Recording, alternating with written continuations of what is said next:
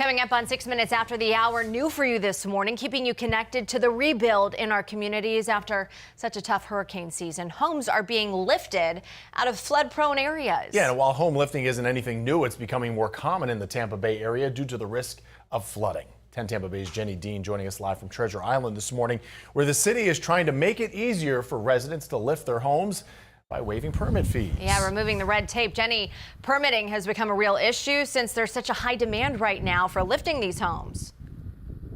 Absolutely. You know, here in Treasure Island, commissioners actually met last night and at a workshop started discussing waiving permit fees for people who want to rebuild or elevate or lift their homes. And this would be a significant savings to homeowners and something that they're going to talk about, of course, at their next meeting. But let's talk about that. As an example, if you were going to do $200,000 worth of work, or if that would be the cost to lift your home, by not having to pay that permit fee, you would save about $2,400.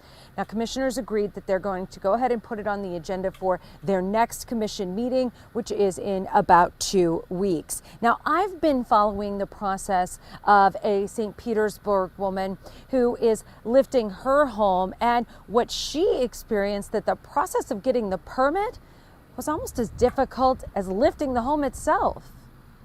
Nancy Biddle has owned this home in Shore Acres for 20 years. She had just spent more than 50 grand renovating it before last year's hurricane season. It was so beautiful. And Nancy was ready to take things a step further to protect her investment when she noticed the house next door getting a lift. He told me what they were doing and why they were doing it.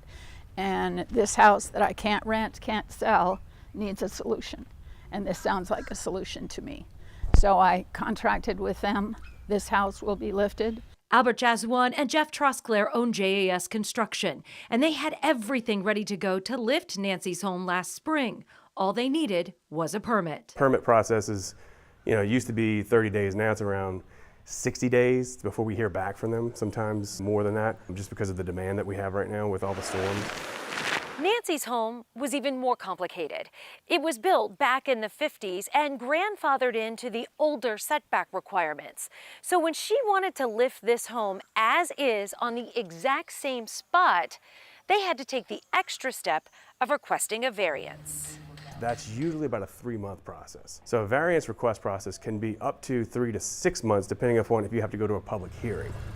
Jazwan says home lifting is going to become extremely common across Tampa Bay as an option for people who live in flood-prone areas. And with so much demand right now, everyone is learning how to deal with these issues together. From the local municipalities, from the people working there, not dealing with as many flooded homes, not dealing with engineering on lifted homes, they have a quick learning curve there. That learning curve cost Nancy tens of thousands of dollars. This new kitchen, all the appliances. But now, things are only looking up. I really like this house. I think she's kind of tough. She's been through 3 hurricanes and she's still standing. And so am I. In St. Petersburg, Jenny Dean, 10 Tampa Bay.